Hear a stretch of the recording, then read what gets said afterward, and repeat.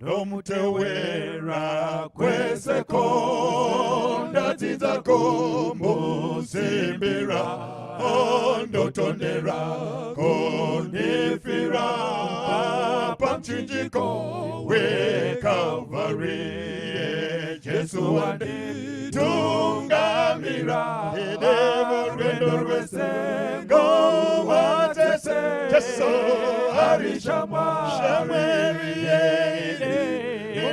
Dinotondera Calvary Nofarira otemo wake Nododande tungamire Orudor wake Wakanaka Irara ereswa Pa Calvary Jesu wandi tungamira Hedemo rwendo rwese Go watese Jesu arishama Shamweriye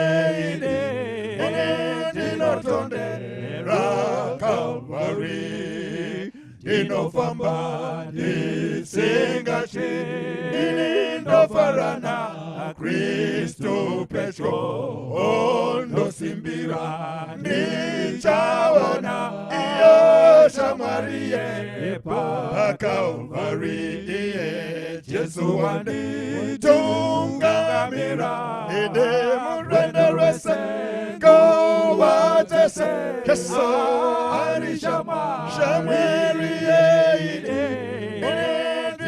dinotondera Calvary dinofamba disingachi dindofarana Kristo Petro ondo simbira Nichabona iyo shamariye Pa Calvary Jesu wandi tungamira edemu rwendo rwese go watese Jesu arishama shamweriye dinotondera Calvary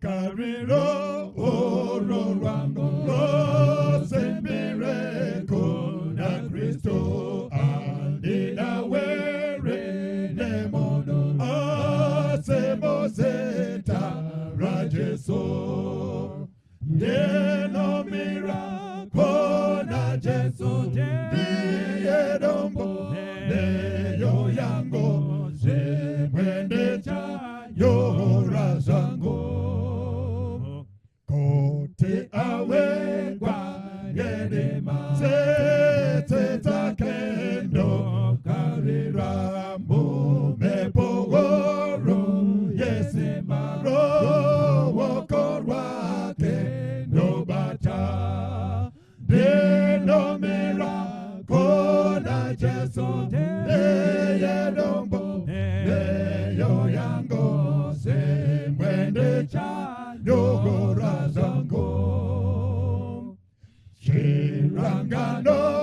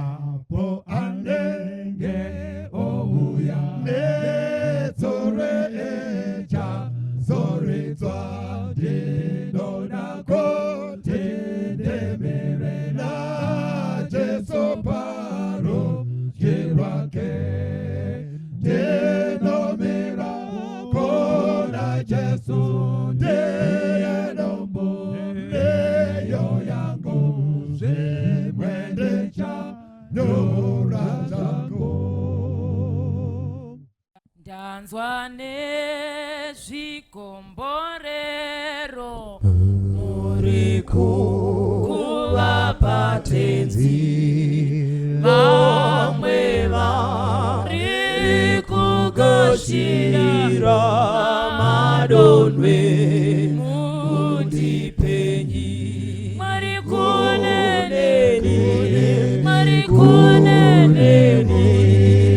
madonwe mundipenyi marikuneneni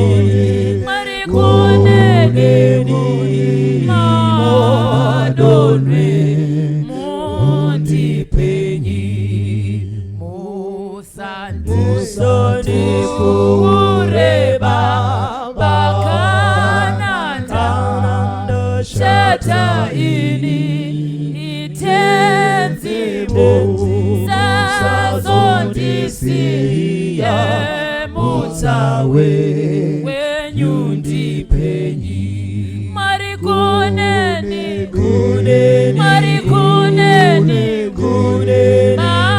madonwe mundipenyi marikuneni madonwe mundipenyi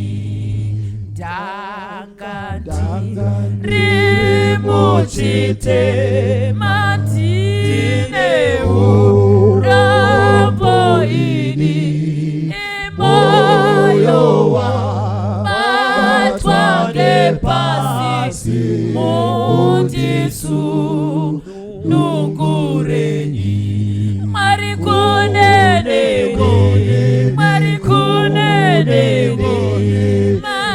madonwe mundipenyi marikuneni madonwe mundipenyi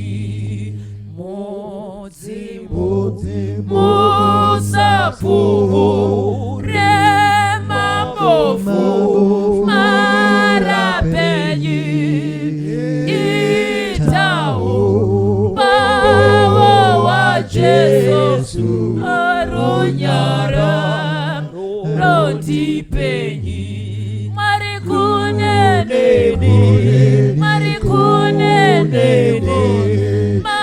madonwe mundipenyi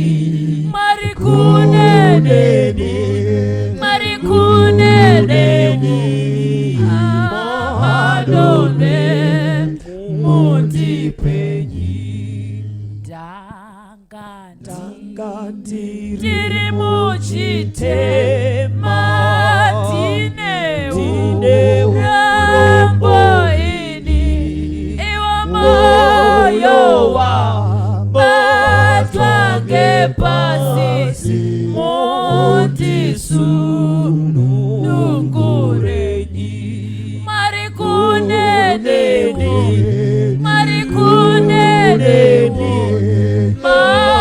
madonwe mundipenyi marikuneni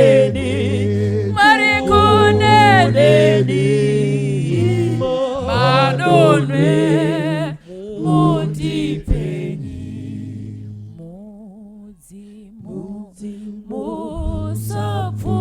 musafuhure mabofu marapenyi itau bawa wa Jesu runyara rondipenyi marikuneni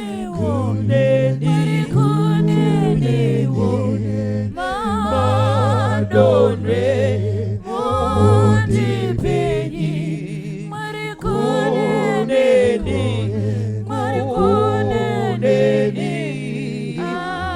madonwe mundipenyi.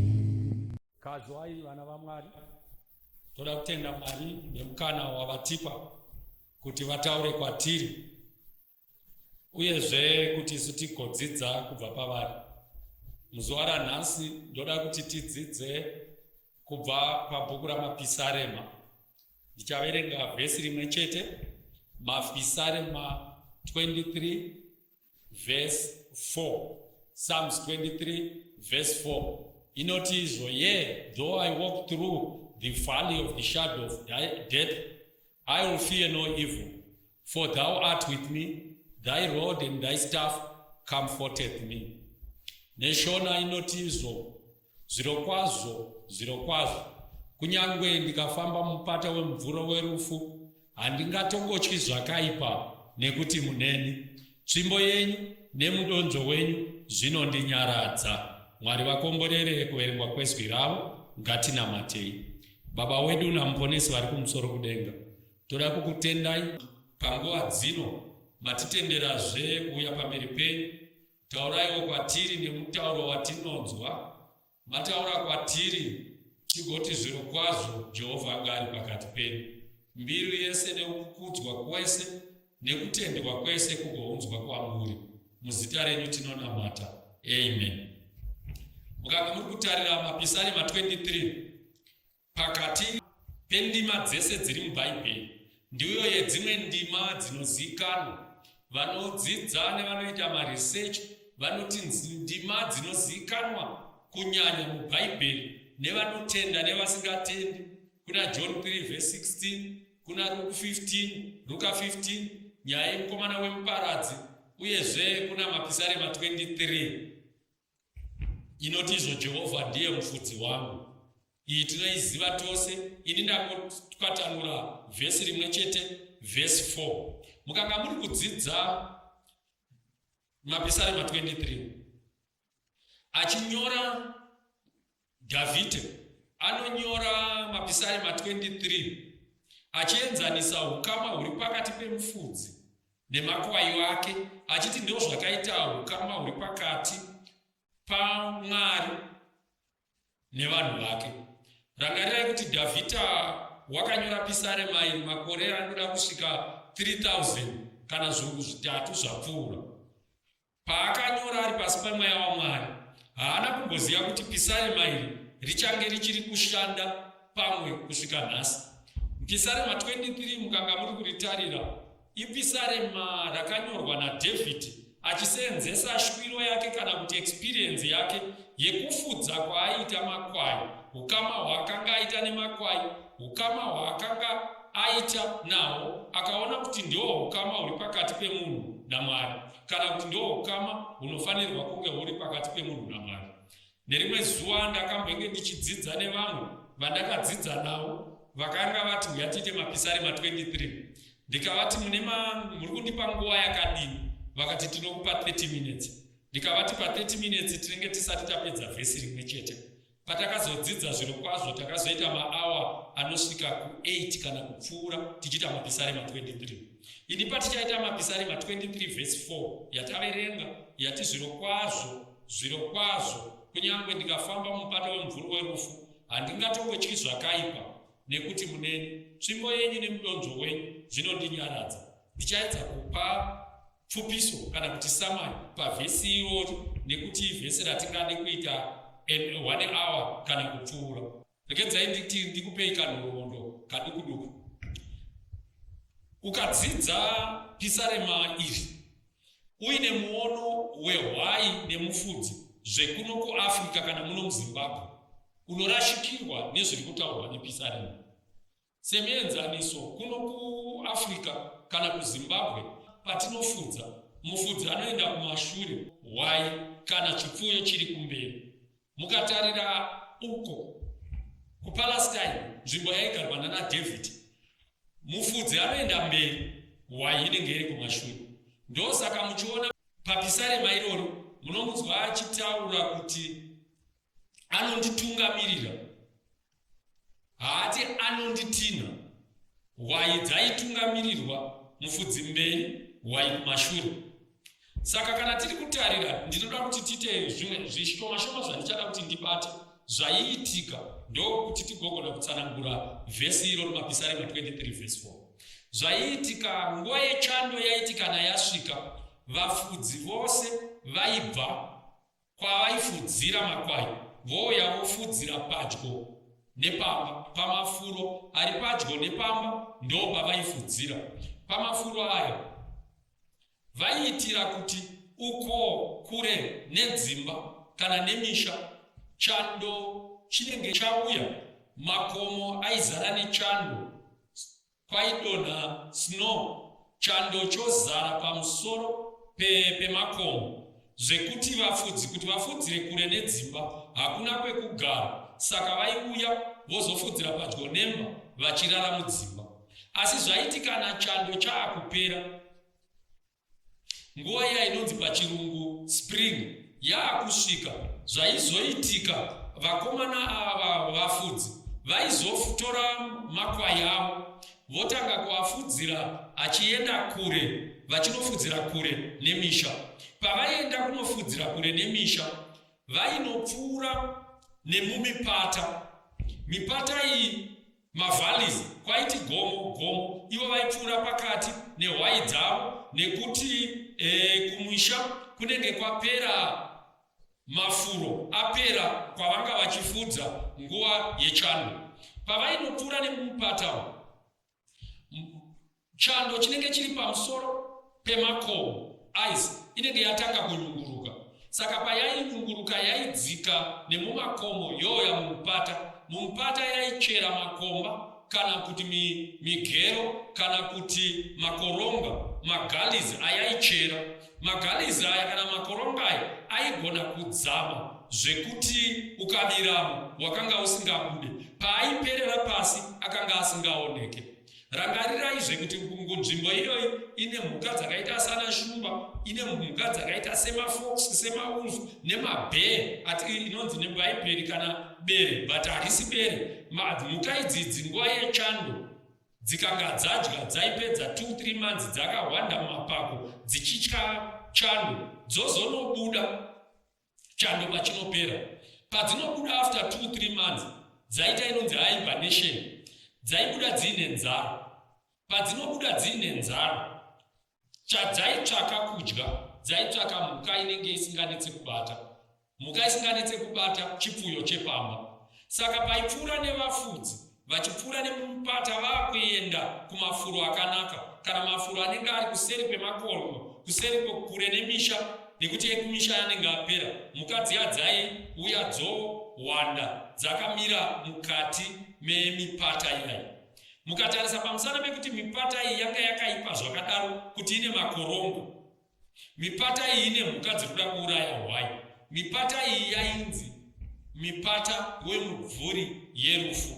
Ndo panobva izwi rekuti the valley of the shadow of death, nekuti anytime hwai yaigona kuvira mugoronga kana kuti yaigona kudyiwa nemhuka idzi. Saka zvaizoitwa hwai dzaitoziva kuti dzisadyiwe, dzaifanirwa kufamba dzichiteera mufudzi.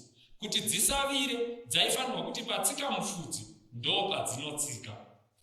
Ndoda kuti mugoona mubvunzo unogona kuuya kuti zvanga zviine basa here kuti hwai dzipfuure nemumupata. Mhinduro inoti ehe, kumba kwakanga kusisina chekudya. Saka kuti dziende kumafuro akanaka aive kuseri kwemakomo, dzaitofanirwa kufamba mumupata. Hakuna hwai yaizvarwa kusvika ife isina kumbopfuura nemupata wemumvuri werufu. Dzaitopfuura nemo, asi chaidzichengetedza kuteera mufudzi. Ngatidzokerei kuvhesi kwedu, ndakupai background. Vhesi riri kuti izvo nechirungu, yea, though I walk through the valley of the shadow of death, I will fear no evil, for thou art with me, thy rod and thy staff comforted me. Zviro kwazvo kunyange ndikafamba mumupata womumvuri werufu, handingatongotyi chakaipa, nekuti muneni tsvimbo yenyu nemudonzvo wenyu zvinondinyaradza. Chii chatinodzidza kubva apa pavhesi rataverenga? Ndichabata tunhu tushoma shoma tobva tapeta nyaya yedu.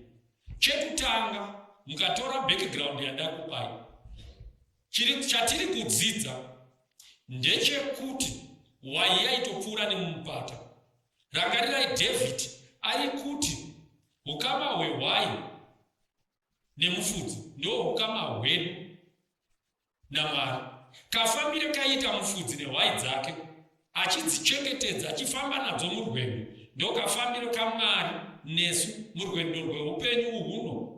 Tichipinda matinopinda tinochengetedzwa naMwari. Saka poindi yekutanga iri kubuditswa nenyaya iyi ndeyekuti chatinofanirwa kuziva iwe neni ndechekuti there will be valleys in life.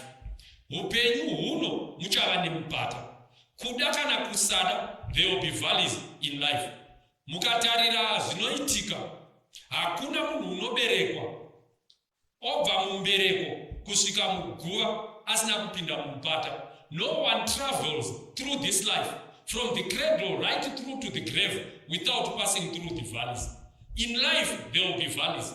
Kazhinji tinoda a mountain top experience yekuti tinoda kugara upenyu hwedu tichirarama setiri kurarama setiri pamusoro pegomo. Hama nehanzvadzi, ziva chinhu ichi, there will be valleys in this life.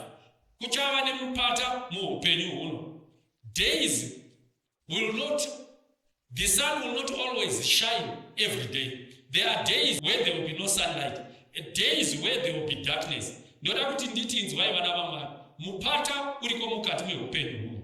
Mupata ichauya. There is a day where you shall lose a family member. Apa ucharashikirwa neumwe wemhuri. A day your marriage will be on the rocks. Pa uchaona muchato wako kana marriage yako ichizungunuka. Where health shall give way. Where children will become disobedient. Where your wife can become cantankerous. Where your husband can become overbearing. A day is coming. Apo basa rinonzi rapera. Apo unonzwa pauchanyeperwa. Apo when you are cheated upon. Apo pauchabirwa. When you shall fail an exam. A day will come. Dzimenguwa utori through this situation. Yekuti urikufamba mumupata. Inzwai vana vaMwari. Mupata shall come.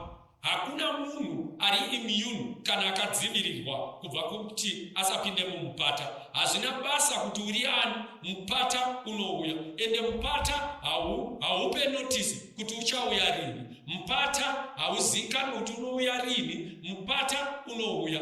Whether you like it or not, you shall pass through valleys. Yes, zvino mukatarisa, the whole world is passing through the COVID valley, the COVID-19 valley. But iwewe neni tinogona kunge tiine mupata yedu mudzimba matakagara imomo. Umwe une mupata wekushushwa, umwe une mupata wekurwanirwa, une mupata wekufirwa, une mupata wevana vari kunetsa, une mupata wemarriage isiri kufamba zvakanaka. Know this, there will be valleys in life. And hapana chinhu, hakuna munhu anosezvandataura anopinda munyika ino agobuda asina kupinda mumupata. Chinosiyana chete ndechekuti mupata yacho yakaita sei. Vamwe vane mipata yakareba, vamwe vane mupata mupfupi. Imwe mipata yavo yakadzama, imwe mipata iri shallow. Vamwe vane mupata uri continuous, vamwe vane mupata unomboti mupata womboti gomo, mupata gomo. But what I know is there will be valleys. Everyone will face them. Hazvina basa kuti ndiwani, hauna basa kuti ndiani. Everyone will face a valley. Some will face more, some will face less valleys. Some will face deeper valleys. Some will face not so deep valleys. Some will face longer valleys. Some will face shorter valleys. But we will all face valleys. Ndo zvandiri kudzidza chekutanga chandiri kudzidza apa. Saka ndiri kuti inzwai vana vaMwari, usazvinzwire tsitsi and tell yourself that you are the only one who is suffering. It's not so. Everyone is suffering. Tinogona kusiyana masafiro atinoita. Umwe anosafa kushaya mari, umwe haashayi mari, anayo asi ane munhu ari kurwara. Umwe anayo mari asi ari kurohwa nemurume, umwe anayo mari asi ari kurohwa nemwana. All of us will pass through valleys. Regedzai nditi inzwai vana vaMwari, kana usati wambopinda mumupata usatya. Mupata unouya. Ukaenda pana Jacob, James chapter 1 verse 2, inoti when you face trials, haisti if, inoti when, it's just a matter of time. Kana usiri mumupata, mupata unouya. And know this, ukarangarira vaKorinde vekutanga chapter ya 10 pavhesi ya 13, Bhaibheri rinobva rati izvo, kana uchiedzwa kamusafunga kuti warohwa nechinhu chinyowani. Ndiri kuchinja matauriro anoita vhesi. Usaita kunge wabatwa nechinhu chisati chambobata vamwe. Hakuna muedzo unouya kwauri usina kubata vamwe vanhu. Wakatombobata vamwe vanhu. Moreover, Mwari vakatokupa a way out. And Mwari havasi muedzo waunosiya kuti unokukurira uchiuya kwauri. Mwari vari kuti kudini? Vari kuti haupiwi oversize mupata. Unopiwa custom made, tailor made, cut to fit. Hakuna oversize yempata, no oversize yevhalo. Wawinawo iwoyo ndo wako, ndo size yako. Munoona vanhu vachitaura kuti mai avakashinga, murume wanonetsa anozodai ndanga ndasingambozvikunda. Ndo mupata wavo, ndo size yavo. Iwo une wako wekuhwarirwa. So know this, kuti mupata uriko. Ndo the first thing chiri kutaurwa apa kubva pana mapisarema 23. We shall all face valleys. Ngeredza ndiende pane chinhu chechipiri. Chinhu chatinoda kuti tigoziva. Point yangu number 2 yekutanga, know that there will be valleys in this life. Ziva kuti kuchava nemupata muupenyu huno. Upenyu huno hune mupata. Chechipiri chatoda kuti tidzidze. Ziva kuti kana wapinda mupata unoita sei. Know how to respond when you are in the valley.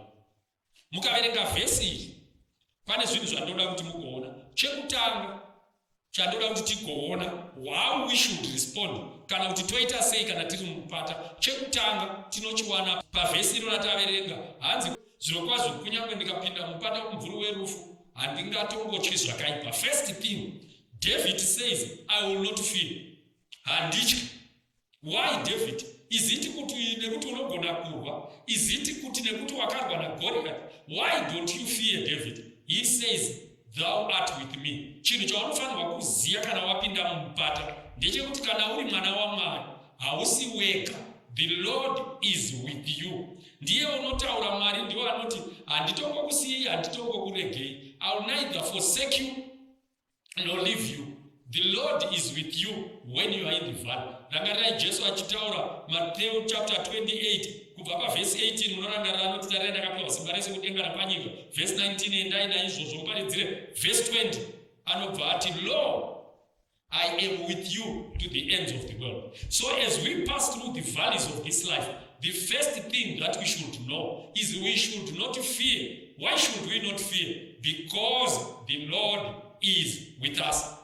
Ndo chinhu chekutanga know how to respond when you are in the valley. Chechipiri chatinofanirwa kuziva, ukaverenga bhaibheri reshona rinoti kunyange ndikafamba mumupata wemumvuri werufu handingatongotyi zvakaipa. Ukaverenga rechirungu haritaure izvozvo. Rinoti yea though I walk through. Shona inoti kunyange ndikafamba. Dai matranslatorwa akaita shona inofanirwa ukaisa kuchirungu inoti yea though I walk in the valley. Bhaibheri haridaro rechirungu rinoti though I walk through. Saka akatranslata aifanirwa kunge akanyora neshona kuti kunyange ndikapfuura. Ndo chinhu chechitatu chaunofanirwa kuziva kana uri padambudzo, uri pamupata hweupenyu. Ziva kuti you are passing through. You are not there to stay. Kana ukati ndikafamba mumupata unogona kufamba muupenyu hwese, asi kana uchipfuura it means uri kupinda uchabuda. Ndo chatinofanirwa kuziva ichocho kuti kana wapinda mumupata you are not there to stay. Mumupata unopinda, mumupata unobuda. Valleys are temporal, valleys are not there forever.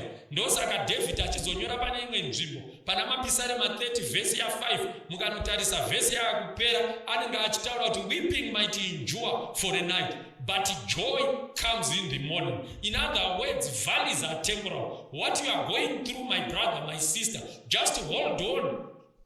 The valley will come to an end. It will not continue. Even iyo COVID-19 yanetsa yatekeshera, it's a valley, but this is what I know. This valley will end. A time shall come when this is no longer a problem. And whatever you are going through, kana uri mumupata, ziva kuti uchabuda. Saka ziva chekutanga kana wapinda mumupata, declare kuti I will fear not because the Lord is with me. Chechipiri, declare kuti no, I know kuti mupata ungarwadze, ungadzame, ungareba, but it shall come to an end. Chechitiri chanoda kuti ugoona, chaunofanirwa kuziva kana uri mupata, chaunofanirwa kuziva kuti how you respond uri mupata ndechekuti mukaverenga pisarema iyi mukanga muchiriverenga kubva parinotanga munonzwa David anotaura achiti Jehovha pavhesi 1 ndiye mufudzi wangu.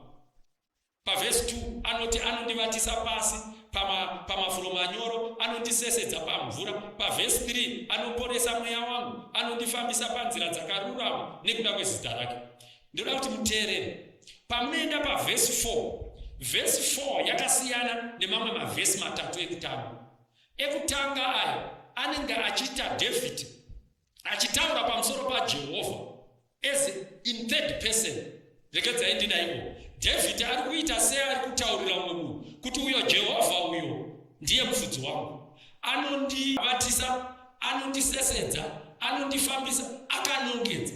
Mukaenda pavhesi 4, David anochinja, anoti kunyange ndikafamba mupata womvuru werufu handingatongotyi zvakaipa, nekuti muneni. He addresses God in the first person. Haachati Jehovha uyu ndiye anondifambisa, ndiye anondivatisa, ndiye anonditungamira. Anochinja obva atanga kutaura naJehovha. Anoita sekunge ari kufamba munzira, ari kutaura neumwe munhu, ari kuti kuona Jehovha uyu ndiye anondifambisa, ndiye anondivatisa, anondisesedza, anondiponesa. But paanonopinda mumupata, David haatauri neumwe munhu, anotanga kutaura naJehovha.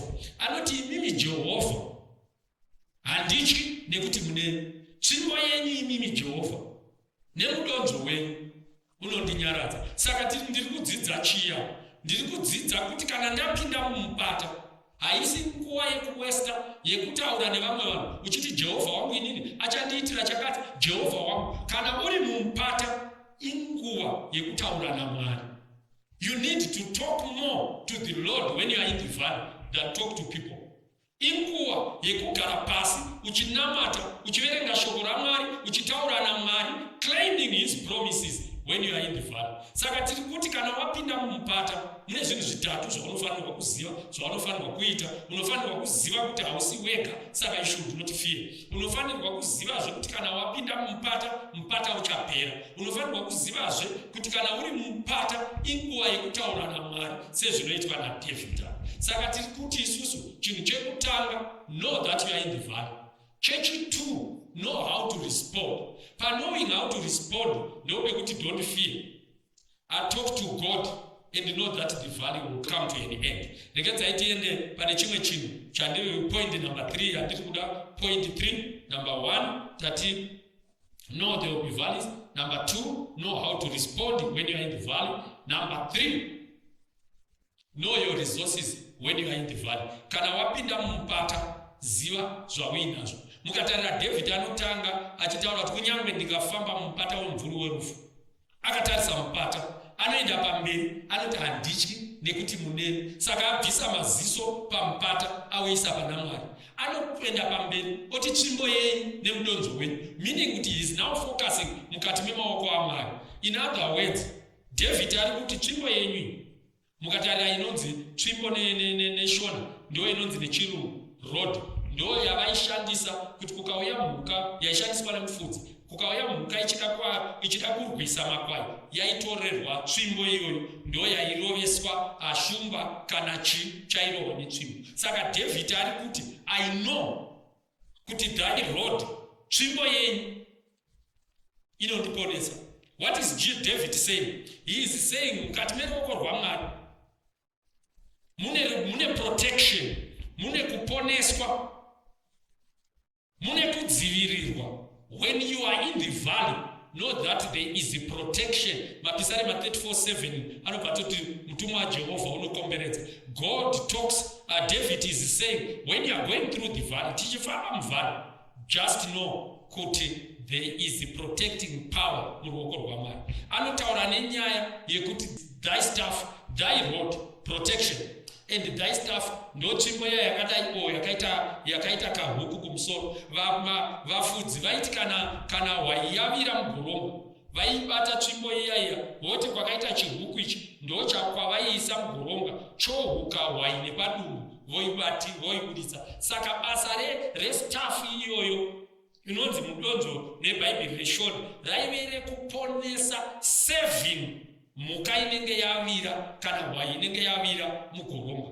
Saka David is saying in one hand of the Lord there is a protection, in his other hand there is saving power. As we are passing through my valleys, ngatizivai kuti Mwari vane simba rekutidzivirira, vane simba rekutiponesa. David anotaura kuti handityi, tiri kuti know your resources, handityi ndichifamba mumupata nekuti Mwari muneni. Pane imwe nguva inzwai vana vaMwari yatinonetseka kuti where is God? Tichifamba kuti apinda mumupata, Mwari mandisiya. God has not left you. God is there with us mukati memupata, akamirira kutidzivirira, wakamirira kutiponesa. Ndakanga ndichitarira nyaya yaDavid, ndikati nekuti David aiziva simba retsvimbo nemudonzvo semufudzi, ndosaka akagona kurwa naGoliath, because he knew God was with him. Haana kudhauta nekuti he knew kuti kana uri mukati meruoko rwaMwari, chinouya chinokuona urimo, God will protect you. Hazvina basa hama nehanzvadzi kuti mupata wauri kufamba mupata wakamira sei. Ziva kuti Mwari varipo, vane simba rekukudzivirira kubva pakuparadzwa, vane simba rekukuchengetedza. Iye zvino kune COVID iriko 19, vanhu vakanga vachideclare ngenguva kuti kana iri kumbodai kunana Europe, kokuno kuAfrica tichaparadzwa tose nekuti hatina utano hwakakwana, hatina mari, hatina mahospitari. But God has power to protect. He has got power to save his children. Ndoda kuti tigoziva zvechinhu ichi vana vaMwari. God, sometimes like I said, tinobvunza kuti Mwari varipi as we are going through difficulties. Where is God as we are moving through mupata? I want us to know, vana vaMwari, God is actually there with us, helping us to go through. God is there. Ndakanga ndichinzwa imwe nyaya pane imwe nguva yevanhu vakaita dinner, kudya vakadaidzana kuti ngatiitei dinner. Kwaitwa dinner yakwanga kuine mukokeri akanga aripo, MC akanga aripo. MC uyu aizvinzwa zvikuru, aive munhu aiti ndinogona, ndinoziva, ndakadzidza kudarika vanhu vese. Saka zvakaitwa naMC uyu, akati vanhu vachidya panga pakazara vanhu vakasiyana-siyana venzvimbo dzakasiyana-siyana, vakakurumbira, vakadini. Akabva ati vanhu vese muri muno muri kudya, ndoda kukuudzai kuti ini ndakadzidza kudarika imimi. Ndoda kuti mundiudze, ukandiudza any poem yawakamboverenga, ndinokutaurira poem yacho nemusoro. Ndinoita, hapana poem yandisingaziva. Kwakasimuka vanhu vakasiyana-siyana. Umwe akasimuka akati ndine poem yandinoziva yakaitwa naMark Twain. Mark Twain akainyora mukati mebhuku raHuckleberry Finn. Zvikanzi nemukuru uya hawo ndeyakati, ndoiita nemusoro, achibva aiita nemusoro. Zvikanzi pane umwe here, pakasimuka umwe akati pane imwe yakanyorwa naCharlotte Bronte. Zvikanzi ndoiziva wati iyo, achibva aidzokeredza nemusoro. Umwe akasimudza ruoko akati ko iyo, pane iyo yakanyorwa naWilliam Shakespeare. Uyu achibva aidzokeredza, mukuru wemutambo uyu Master of Ceremony aidziita dzese. Umwe akati aiwarekedza ndikuchinjire, pane yakanyorwa naChinua Achebe wekuAfrica, akaiita akapedza. Vanhu vakaona inga muchinda anotogona. Saka mukati meimba iyoyo, hall iyoyo maidyirwamo, makanga muine umwe mutana akanga akagara kumashure. Mutana uya akasimudza ruoko akanzi yes nda. Zvikanzi ini ndine yanguwo yandiri kuda kuti undiitire. Zvikanzi uri kuda ipi? Zvikanzi nemudhara uya ndiri kuda mapisarema 23. Vanhu vakaseka nekuti pakanga pasiri pachechi, pakanga pangori vanhu vakanga vachingodya dhina. Zvikanzi mati mudhara uri kuda chii? Zvikanzi mapisarema 23. Zvikanzi mudhara uya nemukokeri wemutambo uya, ndiri kuda kuita mapisarema 23. Ndinongoiita on one condition, kuti inini ndikaiita iwo uchaitawo. Zvikanzi nemudhara uya zvakanaka. Zvikanzi saka mudhara chiuya ugare kuno kumusoro kwandiri kuno, kuti ndikanga ndapedza mapisarema 23 iwewe uchaita. Mudhara uya akafamba mbichana, akanga ari mutana wekuma 90 years, akauya akapiwa cheya akagara. Mukomana uyu mukokeri wemutambo uya MC ndokubva atanga kuita mapisarema 23. Akati the Lord is my shepherd, I shall not want.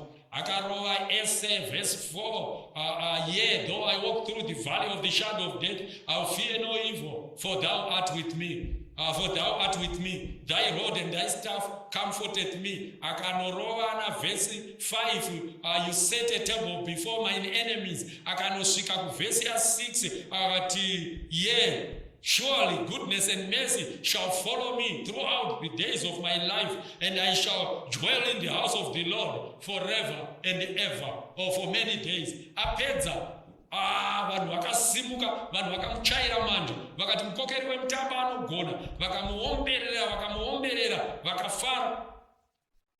Apedza akatarira kune mudhara uya, ndokuti kune mudhara uya, ini ndaita, iwe chiuya uite mapisarema 23 nemusoro. Mudhara uya akauya, akasvika akamira. Mudhara uya anga asisatogoni kana kumira nekukwegura. Akauya akamira, akatsamira hamende, pulpiti, kana kuti chakanga chiripo chakaita sechino, akasvika akachitsamira.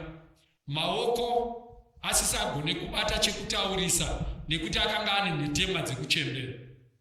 Mudhara uya akabata nemaoko mairi. Chisina kuzikanwa nevazhinji ndechekuti mudhara uyu akanga ari a retired pastor. Mudhara uya akanzi chiita mudhara mapisarema 23. Mudhara uya wakatanga kuita mapisarema 23 nezwi razhezhera rapera nemakore akawanda ekuparidza, maoko achidedera nekukwegura. Mudhara uya akatanga kuita, akaita mapisarema 23, akati Jehovha ndiye mufudzi wangu, hapana chandingashayiwa. Anondivatisa pasi pamavhuro manyoro, anondisesedza pamvura inozorodza, anoponesa mweya wangu, anondifambisa panziro dzekururama nokuda kwezita rake. Zvirokwazvo kunyange ndikafamba mumupata wemvuri werufu, handingatombotyi zvakaipa, nekuti muneni tsvimbo yenyu nemudonzvo wenyu zvinondinyaradza.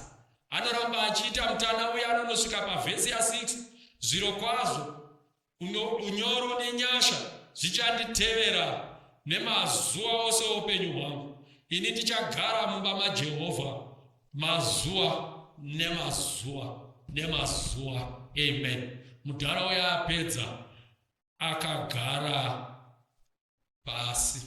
Hakuna kana mumwe chete wakaombera, hakuna kana mumwe chete wakadaidzira. Vanhu vese vakaramba vakanyarara. Vanhu vose kusanganisira master of ceremony vakanga vaine misodzi pamatama, vachinzwa mudhara achiita Jehovha ndiye mufudzi wangu. Kwakaita nguva 5 minutes vanhu vakanyarara. Kwakazosimuka imwe shasha yakanga iri mukati, ikati ndinoda kubvunza, ichibvunza mukokeri wemutambo. Zvikanzi nhaiwe MC waita mapisarema 23, tikakuomberera, tikapururudza mheterwa dzikachaiwa. Asi mudhara uyu aitawo mapisarema 23 yawaita iwewe mudhara, iwewe MC. Mudhara aitawo, hakuna nemumwe chete waombera. Mazwi mamwe chete, hapana apotsa pahwiri hwenyu. Asi vanhu vose tiri kuchema, hakuna akwanisa kuombera. Pamusana pei? Chii chasiyana? Where is the difference? Mukokeri wemutambo akasimuka akati, uri right, pisarema ndo rimwe chete, mavhesi mamwe chetewo, mazwi mamwe chetewo. Ini mandoomberera, asi mutana akuchemedzai. Pane chasiyana chimwe chete. Ini semukokeri wemutambo ndinoziya pisarema remufudzi, asi mudhara uyu aratidza kuti anoziva mufudzi wepisarema. Hanzi, I know the psalm of the shepherd, but this old man knows the shepherd of the psalm. Do you know him? Many times we have spoken, tikarecita, tikadzokeredza the psalm of the shepherd, but do you know the shepherd? As you read Psalm 23, you know the Lord is my shepherd, a personal shepherd.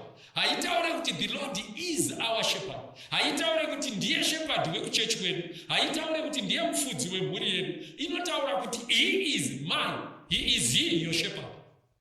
Do you know him? Pakupera kwemharidzo ino tichange tichitaura tadzidza pamusoro pepisarema rashepherd. The question is, do you know the shepherd of the psalm? It is my prayer that as we go through this life, may we make a personal relationship. Tizivane zvakatsanangurika. As individuals, tizivane nemuridzi wepisarema. Kuti patinopinda mumupata, tikataura naye, tichitaura naye kuti we know kuti munesu, it will be a personal relationship. Mwari dai vangatikomborera. If you are passing through a valley, I'm inviting you to make this shepherd a personal shepherd. Ngatinamate. Baba wedu na mponesi vari kumusoro kudenga, toda kukutendai panguva dzino maita henyu matidzidzisa kubudikidza na Pisarema 23 pavhesi ya 4 kuti ukama nemi ndo zvinhu zvakakosha.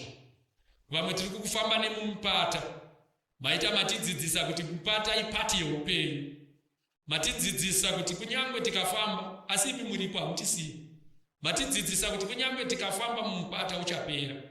Matidzidzisa kuti kana tiri mumupata inguva yekutaura nemi, haisi nguva yekutaura nevamwe, haisi nguva yekupedza nguva tiri pamaWhatsApp, tiri pachii kuti mazonzwa here zvazoita, mazonzwa here kuti zvazoita. Inguva yekupedza nguva tiri nemi.